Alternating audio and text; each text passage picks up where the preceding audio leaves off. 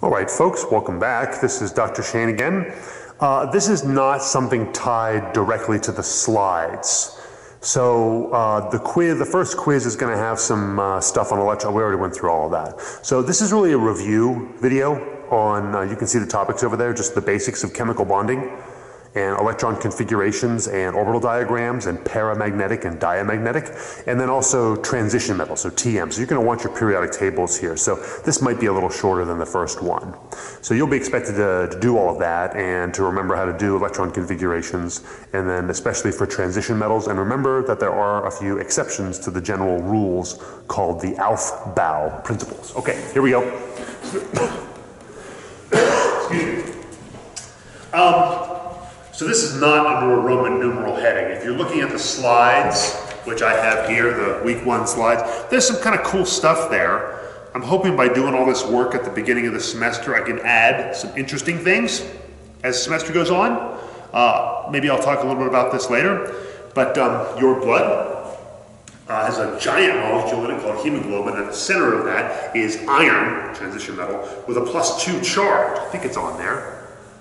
And all that other stuff is there to help carry that iron through your body to take oxygen in and carbon dioxide, and in some cases carbon monoxide, very dangerous, it sticks to your hemoglobin with 200 times the power of oxygen.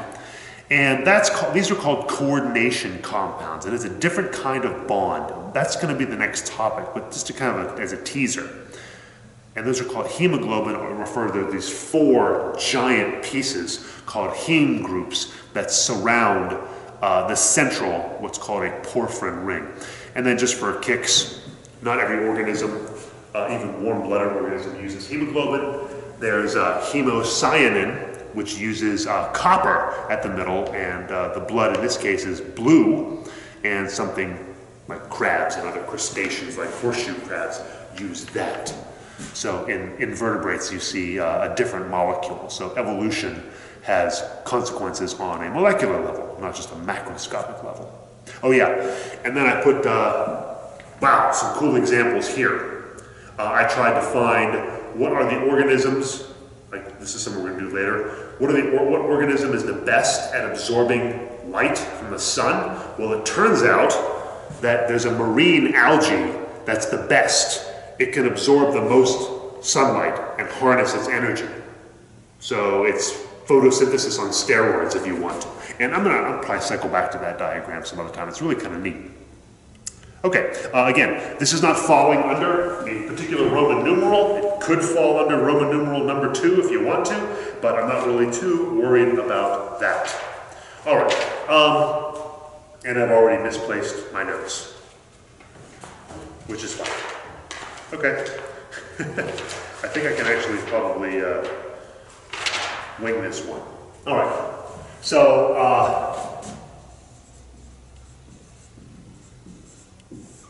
bonding. Remember we have really 2 major types, and we're going to get into a new one here. Ionic bonding is between a metal and a non-metal, so that dividing line on the periodic table.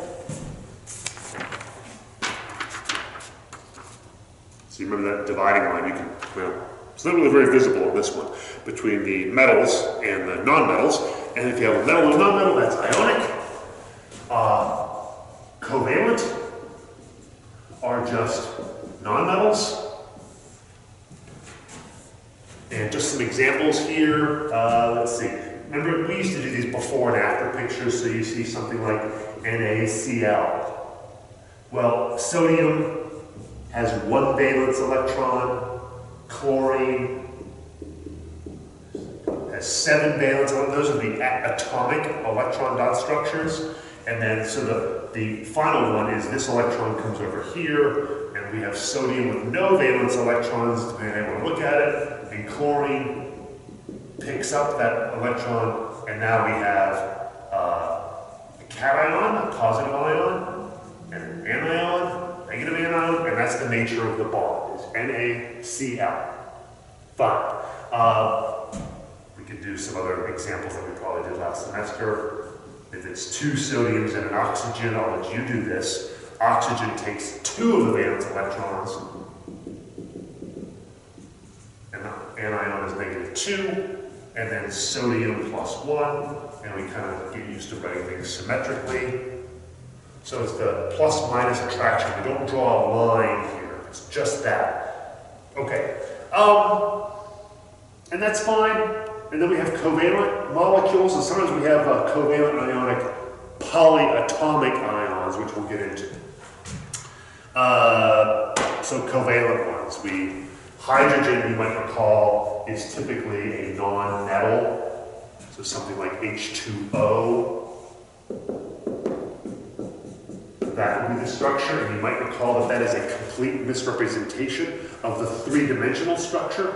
This would actually have a bent structure to it. We could go through polarity and all of those arguments, which we will do a little bit later in the semester. Carbon dioxide.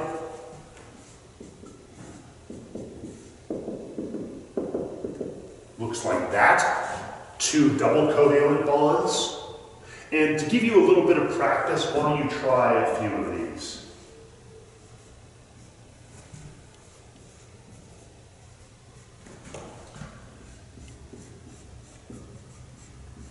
Now, this is all good and you know what you're doing. When you draw the structures of a polyatomic polyatomic ions are covalently bonded but have a charge overall. So we have, when you count up all the electrons that are involved here, you have to add an extra electron. When you count up all the electrons here, you add 2 more electrons. When you count up all the valence electrons available here, you take away 1 because of a positive charge. Ammonium is pretty easy. It's just this. You're going to have a total of 8 electrons. So 5 valence, 4 valence is 9 valence, minus 1 is 8. So this is the only way you would draw this structure, and oftentimes we put brackets around it and put the positive charge out here to indicate that the positive charge is not localized in any one place, it's spread throughout the entire structure. And you can do these too. I think I can probably wing them. And if you need help, come to my office hours. So carbon dioxide, I think ends up being this, or carbonate, not carbon dioxide. Okay, the octet rule still applies.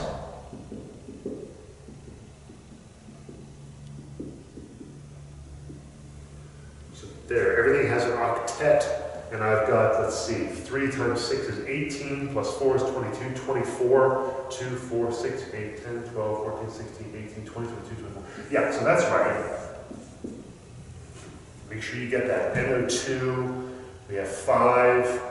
Plus 12 is 17, 18 electrons. To do this. And one of those is probably going to be a double bond. But remember, you do the multiple bonds last. So, what did I say? 12 plus 5 is 17. So we have 18 electrons we have to show. 2, 4, 6, 8, 10, 12, 14.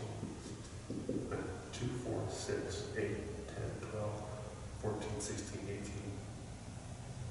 No, we need more electrons than that, don't we? 12, 17, 18. Oh, look at what I did. I did NO3, not NO2.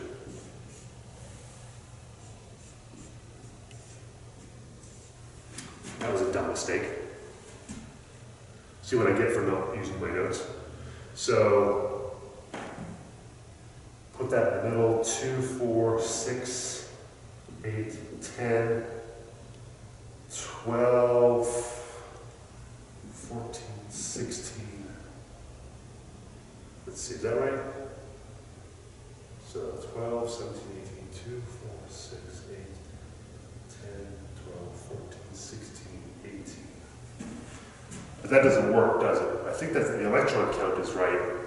But nitrogen does not have an octet, so I think we're going to have to make a double bond with one of those. Again, double check. If I made a mistake, then you can tell me and email me. I'm not too worried about this now. This is just a review.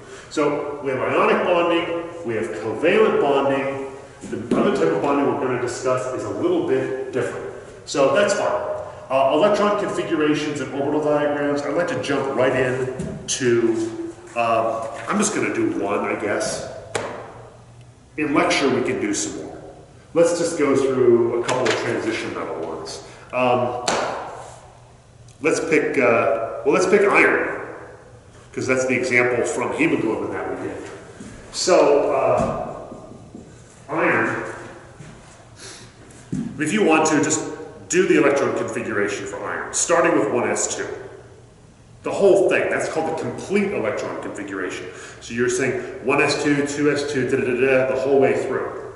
The shorthand electron configuration, you pick your element, go back to the previous noble gas, which is going to be argon. So the complete electron configuration would show all of that. I guess I can read it off. Here's your answer. 1s2, 2s2, 2p6, 3s2, 3p6, 4s2, 3d, 1, 2, 3, 4, 5, 6, 3d6. So the shorthand electron configuration is 4s2, 3d6.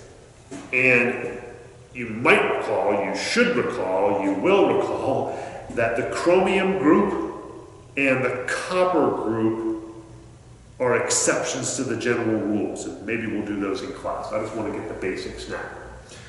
So that's called the electron configuration, specifically the shorthand electron configuration. The orbital diagram is where we show every electron as explicitly as an up arrow or a down arrow. We're not going to go back into the quantum numbers now, and I'm just going to show the the orbital diagram for the valence electrons. So not all of the electrons. So I'm going to skip showing the core electrons, inner electrons. So we have 4s, and we have there's no p orbitals here. So d, you remember there are 5 separate ones. There are 5 separate d orbitals for 5 different orientations in space. S orbitals only have 1 possible orientation in space because they're spherical. P orbitals have 3 different orientations in space. And we would fill in the electrons by going up and down. And then when you put in 6 electrons into 5 boxes, it's 1, 2, 3, 4, 5, and 6. Okay. So I think that's right.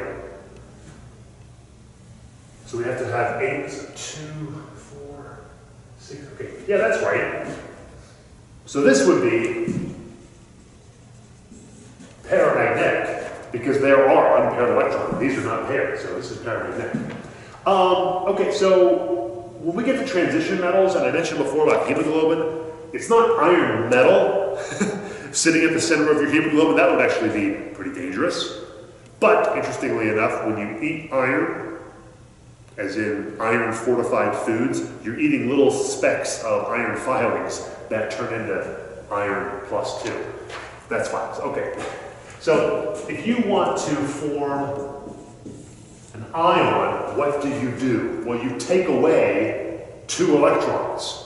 In this case, iron plus 2. Well, which 2 electrons?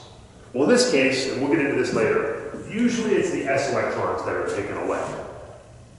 So the electron configuration of iron plus 2 would be, we'll get into that, would be argon 3d6. When iron plus 2 forms something big and complex, which is called a coordination compound, which is the next lesson, it's called a D6 compound because of the electrons that are left over in the D level. Okay, so make sure you can do all of those things for Friday's quiz. And that was just a short review, a little bit messy, partially because I don't know where I put my notes, but it doesn't really matter because it's just review anyway. So make sure you can do dot structures, basic ones, and you understand electron configurations and orbital diagrams, and go from there. All right, see you soon.